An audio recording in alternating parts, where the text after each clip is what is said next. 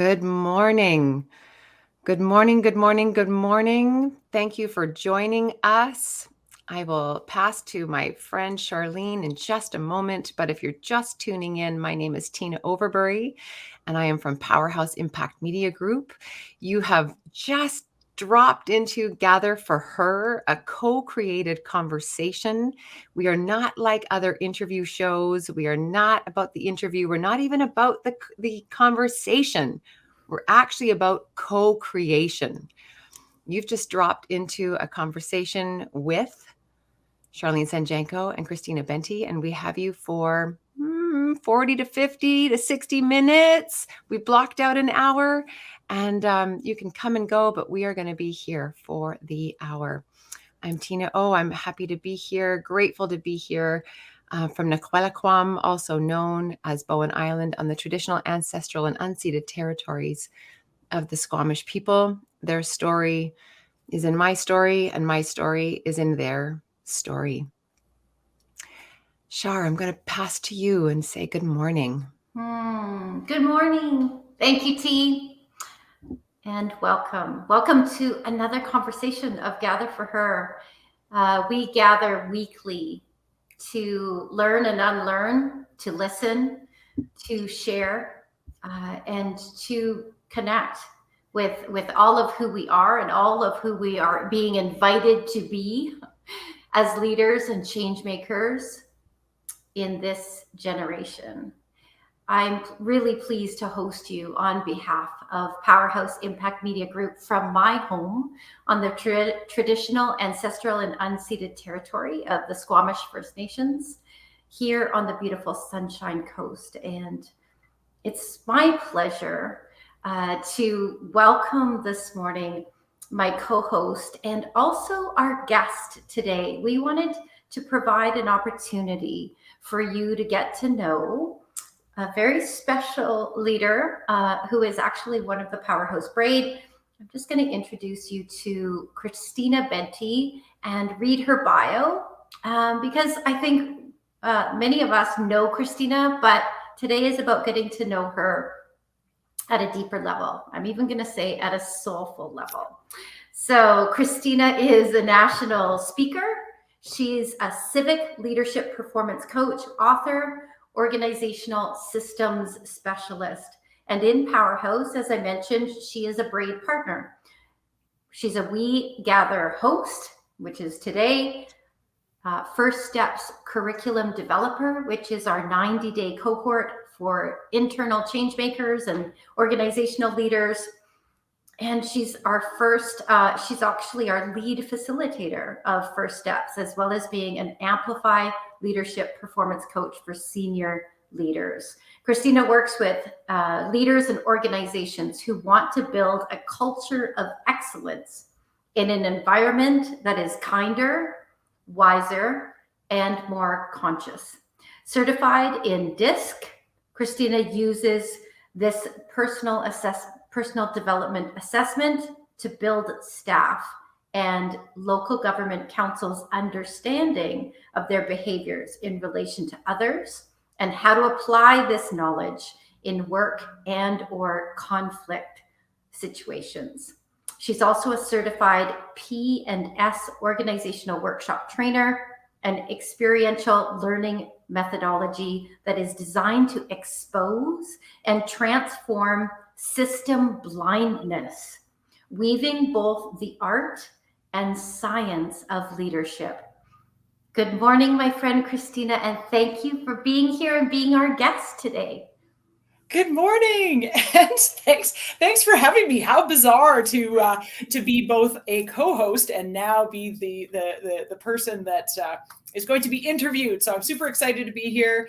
I am joining you today from the Rocky Mountain community of Golden, BC, which is also the traditional territory of the Ktunaxa and the Shuswap peoples and the Columbia River Métis. So I'm thrilled to be here. If this is your first time, welcome and enjoy the conversation. And if you've been here since season 1, welcome also. I'm thrilled to be here both hosting you and also allowing a little bit of a light shine into my own experience of life. Well, to kick off our conversation this morning, Christina would typically say, I want to invite your whole self to this conversation. So whether you're driving your car and listening to this, or you're listening to this on a podcast after, because every conversation is flipped into a podcast, I welcome you to find your feet, to take a deep breath, maybe squeeze your shoulder blades together and bring your whole self to this conversation, because that's what it's all about. And my first question for Christina is actually something that I recall her saying many years ago. Actually, when I first met her, I walked into a local government conference. I was looking for someone that resembled me in some way, shape, or form. And this was many years ago. And I spotted an energetic, gorgeous, positive, happy, magnetic woman at the front of this local government conference. And I just went, she's my people. And what Christina was talking about that day was all about leading from your soul and not your role. And with that, I'd love to kick off the conversation. Oh, for sure. I love that expression, soul to soul rather than role to role. Because part of my learning, particularly as a politician, I did 12 years in local government as a politician. And one of the things that I really learned is that we can be enamored by people's roles and their titles, and we can be overwhelmed by people's educational background and experience, or even age. Oh, they're so much older than me. They're so much wiser than I am. They know so much, or they have got these big titles to their name. And we forget actually that people are people. And so sometimes we can be overwhelmed by people's roles, or underwhelmed by their roles. And one of the first things that we do when we're meeting people, we're like, well, what do you do? Instead of asking, actually, who are you? And one of, I think, my values, when I think about who I am and what's important to me, relationships are at the very top. I have a lot of relationships in my life. I love people. And I have been, since I was little, I've been curious about what is it like to be you in the world? What is it like to have your experience? And I love hearing people's stories and how they show up. And so my time in local government, particularly, say, when I first got involved, I remember when I was first elected, I was talking to a former counselor, and I said, boy, this is really intimidating. I've got so much to learn, and everybody around the table is so smart. They're so much smarter than me. And he said, stop right there. He goes, you're just as smart as they are, and how you show up is what matters. And he said, don't you get fooled.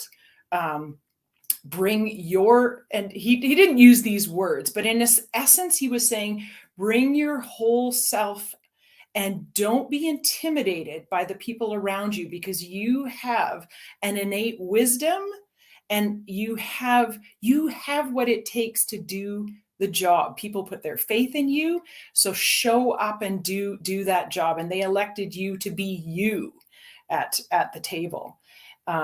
But I also saw a lot of people misusing their roles and titles to get things or to intimidate other people. And I was often curious about why that was. And I remember kind of vowing that I never wanted to use my role or my title to intimidate anybody, or to try to make people feel uncomfortable. And so one of the things that I often thought about is, you're a human being. I want to see your soul. I want to see who you are, regardless of where I encounter you, whether it's in the grocery store or in a shop or wherever it might be. there's a human being, and you have a story, and you have layers of experiences, and you have wisdom, and you have that inner diamond that exists in you. And so I'm interested in having like a soul to soul connection. Okay, well, I'm just going to jump in on that because you used a word that, as you know, it's like it runs through my veins, which is innate. And you said innate wisdom. But I'm just going to just reset the room for just a sec. If you're just joining us and you're hearing these words, where you've landed is in a co-created conversation from Gather for Her. We are here today with Christina Benty, someone that we call an illuminator in the house. She's a national speaker, a civic leadership performance coach, an organizational systems specialist, an author, and she's also the curriculum developer of First Steps, which I'm going to come back to this innate wisdom piece and your work specifically, Christina, in civic leadership performance and First Steps. And I'm wondering, and this word innate, and I'm an illuminator. To me, it's like it's all on the same, like we're on the same circus tent right now, and a really great circus. What can you share with us about the illumination of your innate wisdom when you lead? So one of some of the work that you do in the world, Tina, is you're a story tracker. And I see myself as somewhat of a story dismantler. And one of the things, and again, this is something that's always been driving the bus for me, is that I think my work in the world is really around illuminating what are the patterns and what are the stories and what are the beliefs and what are the systems that are tripping us up. Because when they are illuminated, when they're exposed, then we can talk about them, then we can deal with them, then we can air them out, and we can have those aha moments. So part of my work in the world, and I do it both internally in my own life and then externally with teams in First Steps. What are those things that are tripping us up? What do we believe? What are those false beliefs that, well, what if we had a different take on them? What if we illuminated a larger part of the system so we could see what was going on and find out what those things that are tripping us up, what are the stories? Because often we have stories about other people, and we make assumptions about other people. We make assumptions about situations, and again, we forget that everybody's having a different experience, and we all have very rich interior worlds. And when we don't know what's going on in other people's experiences, what do? We automatically tell stories about them. And oftentimes those stories are, they're focused on what's wrong. And they're often around blame and shame and finger pointing, right? And so when we expose those stories and we bring them to the surface, it actually allows healing to take place. And when healing takes place, that's how we build relationships. That's how we build interconnection. That's how we solve problems collectively. When we stop the storytelling, when we stop those patterns, when we stop those limiting beliefs about otherness, and see that we're all very deeply interconnected. And that comes back to soul, right? It comes back to seeing soul to soul, that everybody is having a different experience. And we'll get into talking about systems in a bit. And everybody's having a different experience within the system, and they believe their experience. And when you open up their larger view to have a broader perspective, it allows them to go, oh, okay, now I understand what's going on in different parts of the system, and I can reroute my story a bit. Mhm. This sounds like we've just landed into a co-creation piece. So I want to pass to Shar and see what comes up. But I also want to mention those of you who are listening, please use the chat because you're part of this conversation too. If anything is alive for you, I will see it in the chat and we'll bring it into this space too. This is a collective conversation. It's not an interview. This is a different thing. It's not even a conversation. Yeah, it's more like it's listening and co-creating the conversation that's actually between us right now. What's in the space with us? Shar, I just want to pass to you. Mm-hmm. Well, just before we segue into healing systems by healing the leaders who are in charge of those systems, I want to touch on what has come up for me so far listening to the two of you. And it's something that I'm actually really grateful for as part of this braid. One of the things that I've learned from Christina is part of bringing my whole self to a conversation doesn't only include my whole self from birth to death. In fact, my whole self includes the family members and the generations that have come before me. That's part of my whole self and where I'm from. And it includes the family members, the generations, the amazing humans that are going to come long after me, because my lifetime and my leadership legacy on this planet is merely a blip in the radar.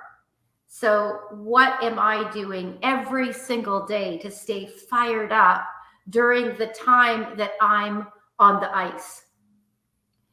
And the other piece that I just wanted to quickly reflect on that you both brought kind of made me think about is the tie-in between, I love threes, but the tie-in between the word innate, the word integration, and quite honestly, the word Indigenous values and Indigenous wisdom. So those are just a couple of things that have come up for me so far. Don't know where that takes you, but grateful for the conversation. So here, I just want to pull in Juanita just for a sec, who just says that she works within the higher education system, and that word dismantle really resonated for her. So yeah, over to you, Christina. Thank you. Beautiful. So one of my experiences that for me was mind-blowing was learning how Indigenous ways of thinking is systems thinking. They're the original systems thinkers. And so a seventh generational lens into the future, but also a seventh generational lens from the past, that it's all interconnected. But also that the very things that we rely on, the land, the water, and the air, that we are all connected to those things. So one of the things that I have learned in my work, particularly with local governments, is around who's going to be the voice for the land? Who's going to be the voice for the water? Who's going to be the voice for the air? Let's invite them to the room when we're having a conversation about long-term planning and services, and what are the services that our communities want and need, and how do we ensure that we've got that seventh generational lens, that ancestral lens in our thinking when we're making decisions, because our default is to make short-term decisions that minimize our pain. Right? Oh, I got a room full of unhappy people. I've got to make them happy somehow. And I'll tell you a little bit of a story that will connect all of the bits and pieces. I think when I was mayor, I had a decision to make that had a certain segment of the population in the community unhappy, because they were unhappy with the short-term pain related to the decisions. And so, I had the council chambers were full of folks that were going to be unhappy with how we moved forward. And one of the things I said, it's really hard to disappoint your friends and your neighbors. I know you people and I respect you.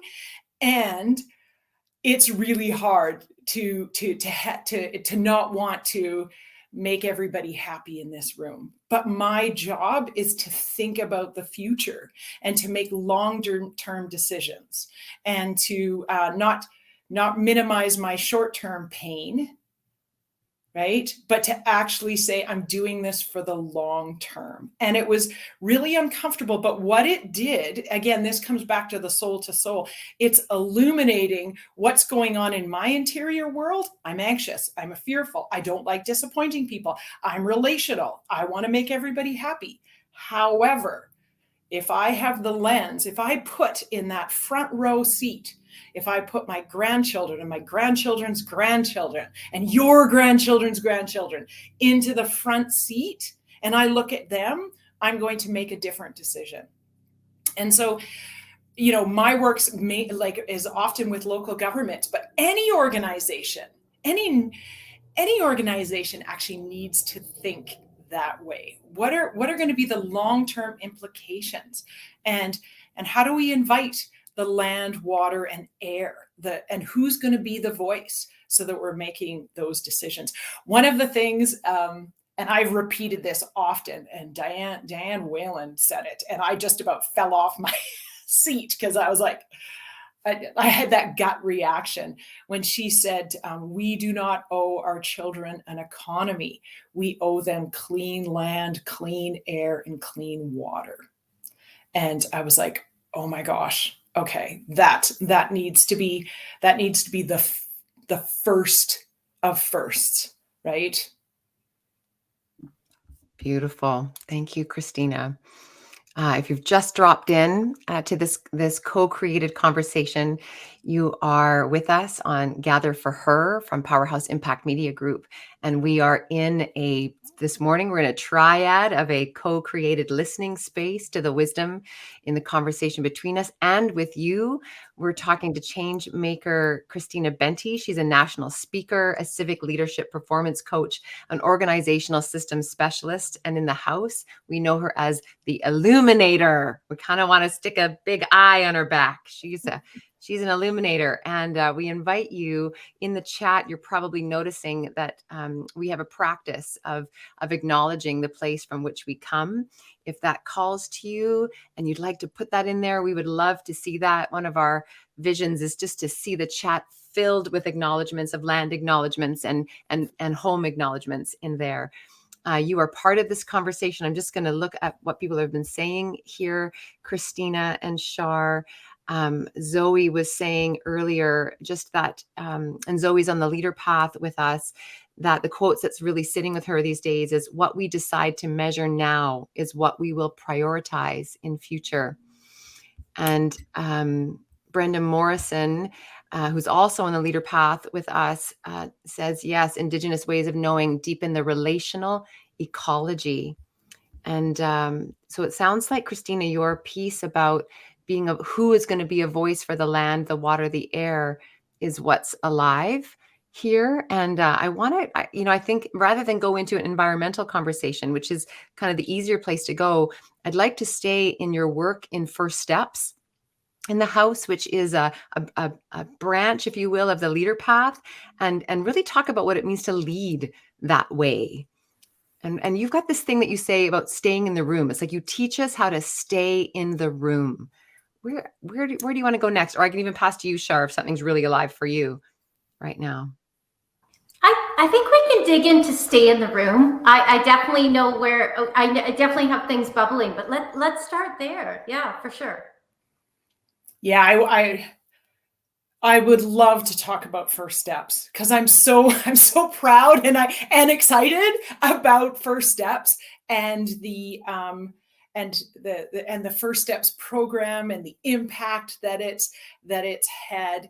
Because one of the things that is so important to me is that leaders show up as their whole selves. And we talk about that often in Powerhouse. There's that whole healed leadership.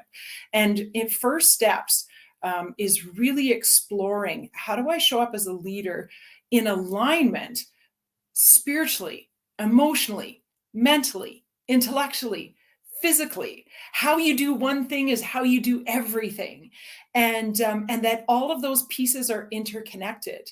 And if you're, it's how you look after yourself in all of those aspects really impacts your leadership, and it impacts your ability to show up and to be of the highest service. Because again, this goes back to the difference between, are you going to lead from your role, or are you going to lead from your soul? So you might have a role or a title, but that doesn't necessarily make you a leader. Leadership is showing up as your whole self and being of the highest service in the position that you have. You might have a role for a while and you hold a title. It's not yours. You hold it. And then, but when you're a leader, it's an embodiment of for your whole self. And so in First Steps, we really talk about, how do I show up as a leader, integrating all those bits and pieces of myself, owning the light and the dark, and living from my diamond self. And again, that's that innate who I am, what I was here to do, what causes me to just like, where emotion wells up. How can I, where all of me wants to be of the highest service in the role and in the position that I hold for a time. And so in First Steps, it's really that assessment of, where am I now, and taking a look at all of those different components of leadership, leading your own life first, and then where do I want to be? Right? How do I want to integrate more of those components of my life, and then looking at, what are the gaps and how do I close those gaps, and how do I, again, integrate and show up more as myself in the world. And so that's really the premise, the basis of First Steps. And one of the cool things about First Steps, I think, is that it is very, it's very, like, it's self-directed. There's a level of responsibility that you aren't waiting for somebody else to rescue you or to fix you. You are actually taking a flashlight, that illumination, and you're doing that internal illumination. What's tripping me up? What are the beliefs and patterns and stories that I tell myself that don't that are keeping me from being my best self? And do I have beliefs about myself and that are actually not serving me? And what if I believed something different? What if I believed that my best whole self was exactly what the world needed? I'd show up differently because I would see it as being of service, right? What if we woke up every day and asked ourselves, how can I be of service? And that is really what the First Steps program is all about. And then we also are, we're going to be running our second political First Steps program, because, man, do we need leaders? Do we need political leaders to show up in their whole healed selves, right? Seeing, again, that soul to soul leadership and making decisions that are for the long term, not just for the short term, but for the long term. And so that the political First Steps program is, we've got elections coming up in the fall of 2022. And I am so passionate about helping people to see, you're the leader you've been waiting for, right? There was nothing special about me that I should run for office. It was an ordinary person choosing to answer the call. And don't think I wasn't scared to death. The number of times that I've had to walk into being absolutely terrified And oftentimes when people say, oh, you make it look so easy, it's like, of course I'm terrified. But that living on the edge of terror and excitement, I had to choose excitement, and I had to choose to show up. And if I kept, how I best showed up is if I just stopped being in like self-focused, and if I became other focused. How can I be of service? How can I serve? How can I how can I show up in my best self energy to be of service to others? Keeps me from that small spin cycle of I'm scared, I'm anxious, I can't do this, right? And it's like, actually, yes, you can. And so I want folks to see themselves as the one they've been waiting for. One of the things that I said on the First Steps political video was oftentimes we go, well, somebody should do something about something. If you are thinking that, maybe it's you, because nobody's coming to rescue us. You're the one. So show up and consider that call.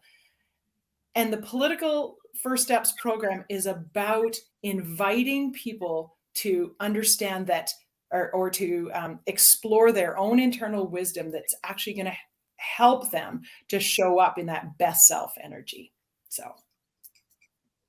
Wow. You know what? There's a reason why we call you the illuminator. It's like it just got brighter in here. Kapoof! If you're, if you're just joining us, you have landed into an illuminated, co-created conversation that we call Gather for Her.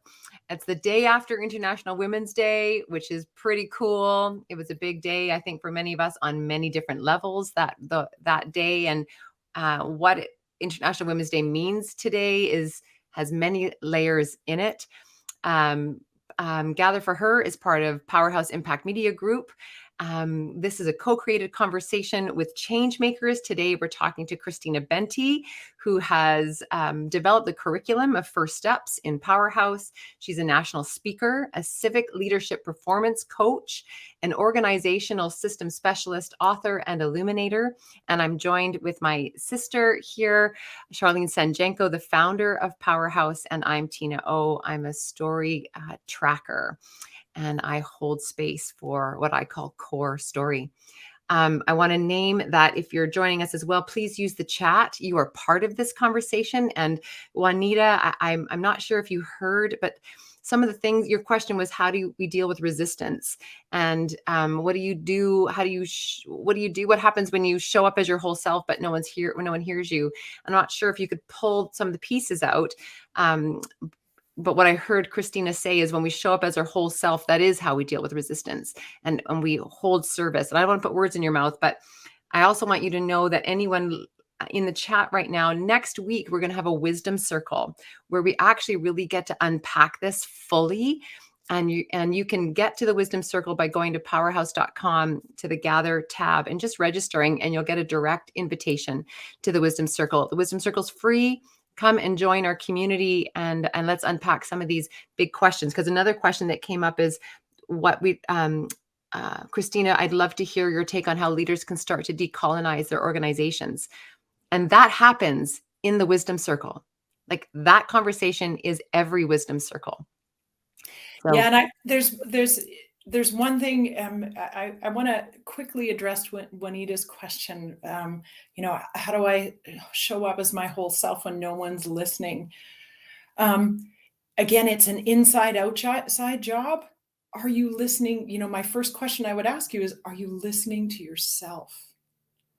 Are you sitting with yourself and listening to yourself? And that's part of our external world is often a reflection of our internal world. And so being able to go inside first, and am I listening to myself? Am I listening to my own wisdom? You know what, Christina, I want to just pass to Shar on this, because there's something that I want to make sure. Juanita says something really important, often as the only Indigenous voice in the room. So I want to pass to Shar and see what comes up in this space, and being our whole self. And there's more layers to it. Yeah, it's interesting because I think these questions actually tie together. So I'm really looking forward to next week's wisdom circle to dig in further. But what I will say, and I can only share from my personal experience, is I feel like when I come into a situation and I want to be my most powerful self, it's actually not about anything that I say. The word that is very important to me is the word witness. And Christina also taught me that many of my most important conversations start energetically first. And that is something that I literally practice. So I remember having a conversation many years ago with my mother, with my adopted mother, and we had a very big conversation where we chose to not agree on something, and that was whether um, whether I was living the life I wanted to live by not going to a certain place once a week. And I said, I can be a witness in my life by how I show up every day. And in fact, I think the best leaders that I know, and many of them I'm thinking of are Indigenous leaders, are of few words. And when they do speak, boy, do I listen. The other thing that I will say is a lot of times it relates to what Christina said about I have to believe it myself first. So many times, and a little secret about me is acting as if many times if I feel frustrated, perhaps that someone's not listening, I connect in with all of the women, the leaders, the change makers that I represent in Powerhouse, past, present, future ancestors, and I sum up that power and energy. And again, not necessarily to speak, but sometimes, but definitely to act as if for the purpose of being a witness of how we can do and be better. And that's all part of tag teaming into, systems illumination is we keep right now the world is very alive around systems change, but I want to remind you that we will not heal systems by decisions being made by broken leaders. Healed leaders will make heal whole decisions. We have to start with the people first, and that's the work that Powerhouse has been deeply invested in for many, many years and that we're talking about today. That's one of the reasons we meet every week. So not sure where that takes you, but the whole leadership practice and integrating, it's not another course or a certificate to go and digest. It's how are we integrating what we know be do, right, Christina? Yeah. This goes back to, again, soul to soul versus role to role. Everyone is a leader, and we all have an obligation to lead our own life. And it's all interconnected with all the lives around us. And so the first person that you need to show up for is yourself. And, going back to what you said, Shar, about have the conversation energetically first. It's higher self to higher self. Have your higher self talk to the system. It's higher self, because systems are just made up of people. And we often talk about, we got to dismantle the system. But guess what? A new system will just reemerge unless it's whole and healthy and illuminated. We'll just keep recreating different systems. And so systems are inevitable, and they are exactly what create the intricate fabric of our society. We get to decide whether those systems are humanized or whether they are antiquated and just serving themselves, because systems are just made up of people. And one of, part of the work is seeing the system again as interconnected. And part of reducing system blindness is exposing where the system is not talking to itself. So this is an inside job and an outside job. Where are we not talking to ourselves? Because we're all interconnected, right? And so where are we not listening? Where are we not listening to different parts of the system? Okay, I need more. I need more. I need more. Okay, reducing system blindness is exposing where the system is not talking to itself. Tell me more about that. I just like, what?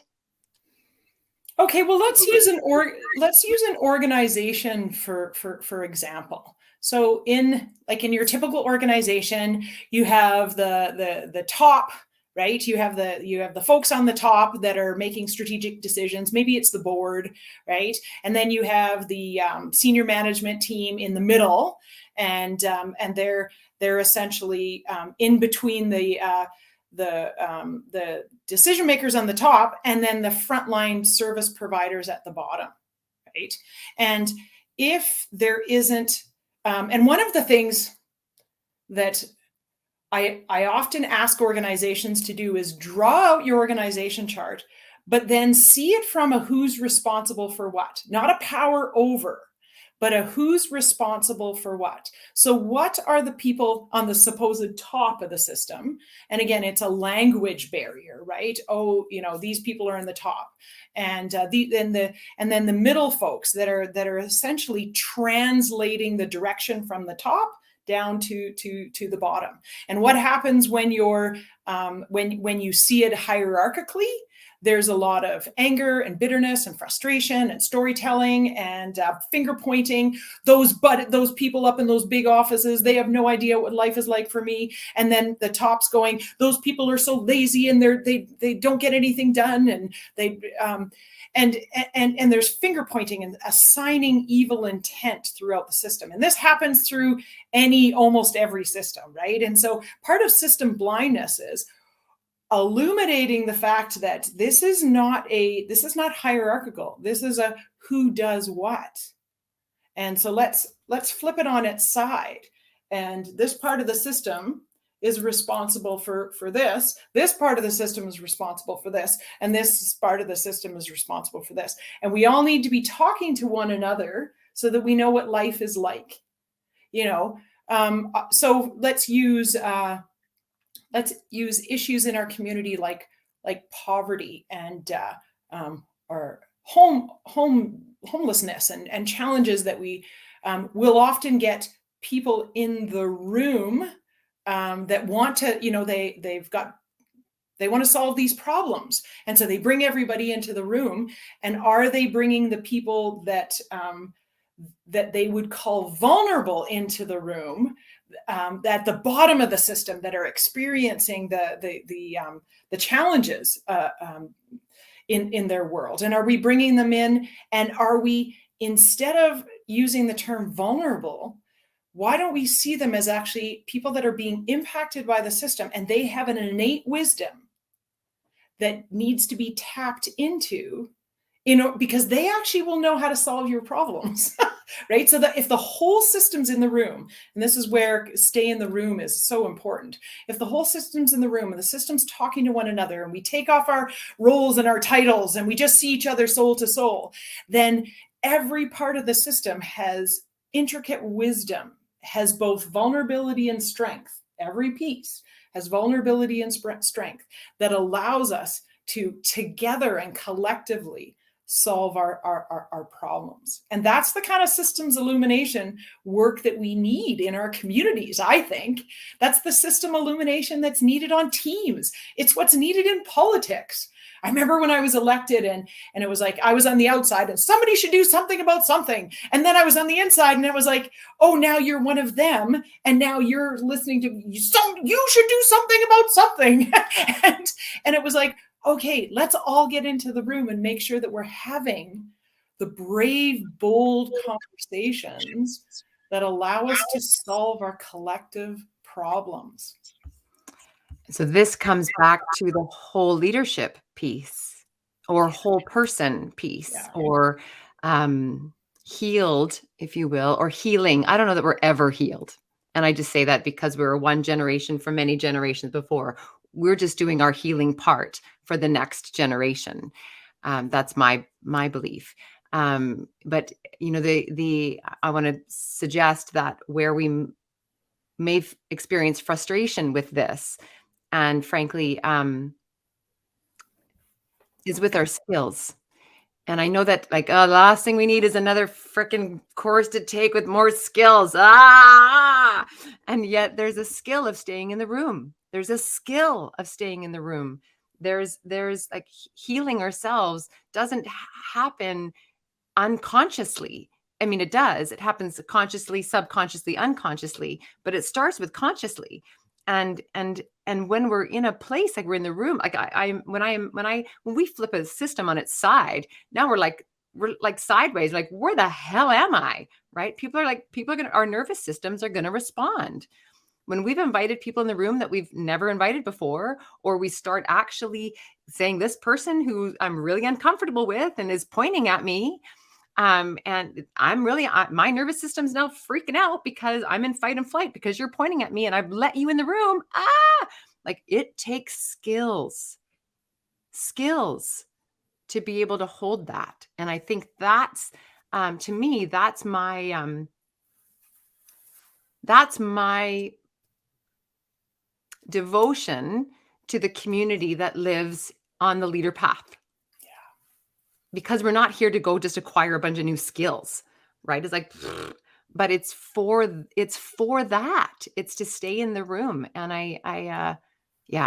this is also the thing for me about science and art, and I want to name that. Because that's my big frustration. I know that Char's too, a little bit different, maybe say it differently, but it's integration.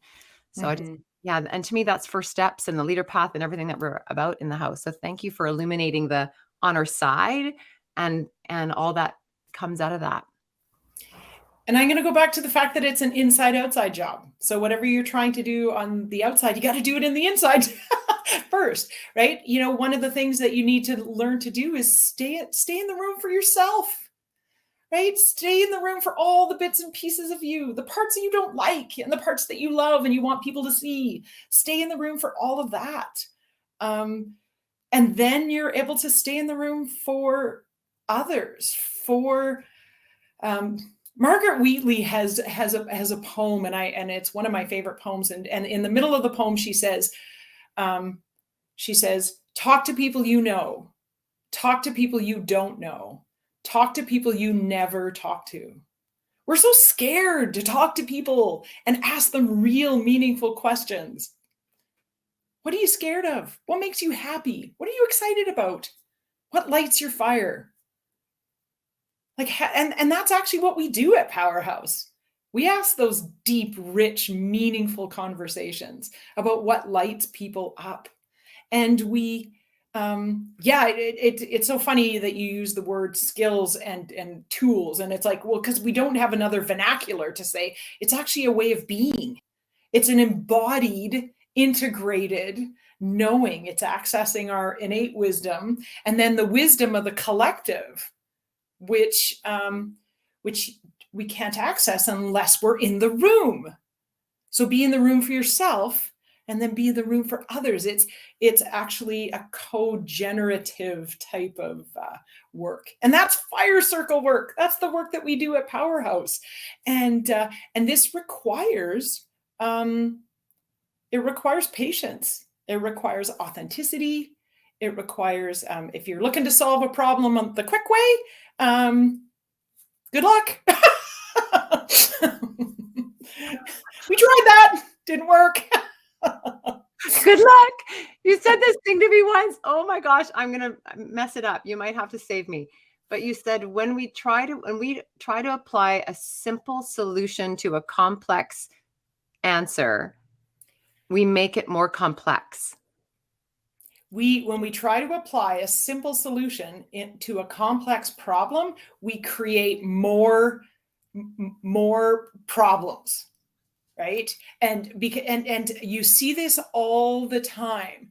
Oh, we got to solve this problem, so we're just going to apply these simple solutions, and partly because we don't have the patience to really connect the dots. And this again is indigenous wisdom, systems thinking.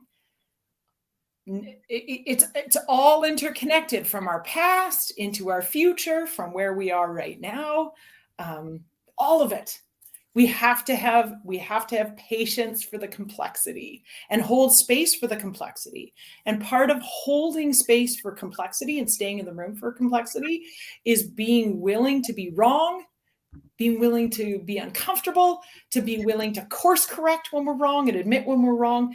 And oftentimes, particularly with politics, we want to elect leaders. Here's what I'm going to do, and here's how I'm going to solve this problem. And it's like, and then you get on the other side of the table and you're like, oh, it's a little more complex than I thought. And that's systems illumination, right? I thought this was the answer, but actually, once you start illuminating the complexity, you're like, oh, it's a little more complicated and complex than that. So how do we deal with different parts of the system? And just do our best and keep course correcting and watch for generative emerging solutions. And that's what systems work is. And that's what we're doing in the fire circle, and what we're doing in First Steps. And over to you, Shar. You're bursting. I know you are. Oh, go ahead. Yeah, there's tons of great stuff. I think where I'd love to go as we start to wrap up is, I've often called Christina a bit of a systems doctor, right? Whether it's one person or it's 1,000 people in a system. And I'm curious if this is the first time that you've landed in a Gather for Her co-created conversation, what you might have for us around moving forward, implementable practices to move forward, and almost like a prescription that might tie in patterns or priorities, or like what comes up for you to, in terms of like, okay, what do I take away from this to implement, because that's what we're all about. Yeah. Life is what we pay attention to. And so I would leave folks with the idea of what are you paying attention to? What's getting your time, energy, and money? What's getting your thought life? What is getting your attention? And then be curious about that. Get curious about, what am I paying attention to? Where am I blaming and shaming and othering? And how can I be curious instead? Where am I uncomfortable? Where's my growing edge? And am I living in the middle, or am I living into my growing edge and expanding my consciousness? And then how can I do that in my work? How can I do that in my personal life? And how can I do it in my work? And that's the question I would leave folks is, what are you paying attention to? And so you are an internal system. We have internal systems and we have external systems, and they all involve humans. What is it that you're paying attention to, and what don't you know, and what do you want to know more about? So really getting curious about your own internal world and in the internal world of others. And when you catch yourself making up stories, question the story. What's that? What don't I know about this situation? Beautiful. Thank you, Christina. we're just coming up to our last 5 minutes. So I just wanted to let everybody know, if you've just found us, you have dropped into a Gather for Her co-created conversation from Powerhouse Impact Media Group. We walk beside change makers. We are a house of leaders for global impact, and we walk beside change makers like Christina Benty. Christina Benty is a civic leadership performance coach. She's an organizational systems specialist. She's an author, and in the House of Powerhouse, we call her an illuminator. This conversation is about offering to all of us listening new ways of being, new ways of thinking, perhaps a furthering of what's already happening in your head, and also an invitation for all of you to join our community here in Powerhouse, to come on into the house with us and check out what we do. We're a bridge organization of Indigenous and non-Indigenous, and we walk forward together, and we do everything in co-creation. Earlier, someone asked about decolonizing leadership.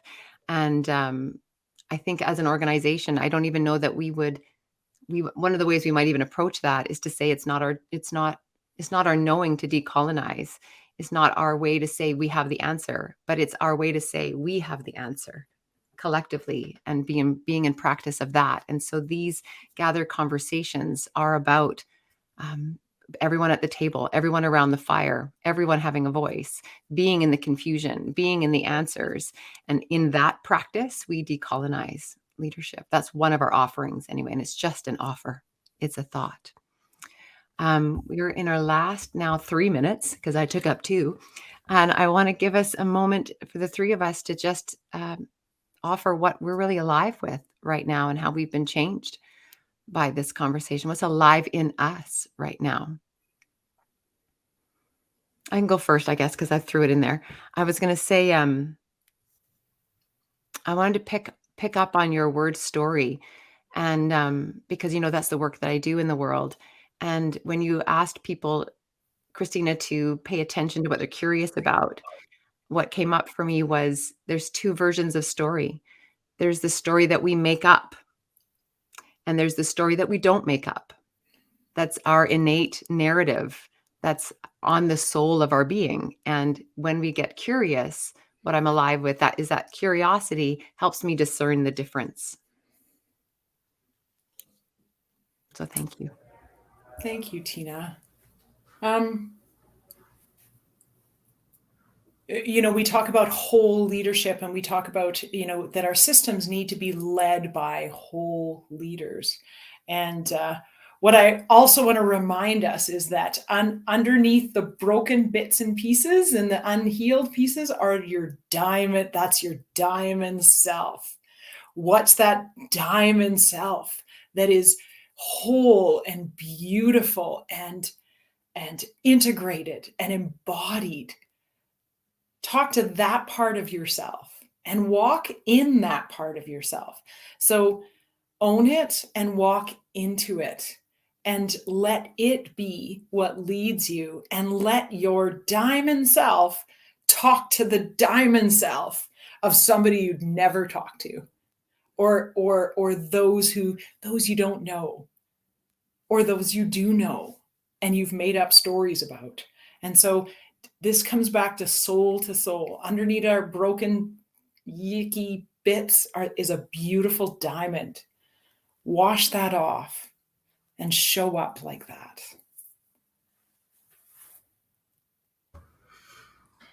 Well, I think for me to close, what's alive for me, and just maybe because I heard it a couple of times, it feels like I'm meant to land here, to leave here, is we do get asked what are the first steps of decolonizing business and leadership practices. And where I land today is the first step in indigenizing business and leadership practices in a very whole, integrated, interconnected way is to prioritize it. It's where you decide to put your time, your energy, your money, your resources, your attention. And when we prioritize and fully step into the responsibility that we are the generation to heal in our families, in our communities, in our businesses, across social platforms, when we recognize that that's the whole purpose of our lives in this generation, we're well on our way. That's what it's all about for me. And I'm grateful for every conversation that takes me further. Thank you. Thank you. Please join us next week in our Wisdom Circle, where we unpack whatever is alive for you in this conversation. You can get there by going to Powerhouse. You'll see it right on the screen right now. Gather for Her registration. You'll get an invitation to come to the Wisdom Circle next week. It's a private Zoom conversation, so it's not on social media. As well, we want you to know that March is a big month for us in Powerhouse. It's the month of M. We actually are saying that change making begins with the letter M.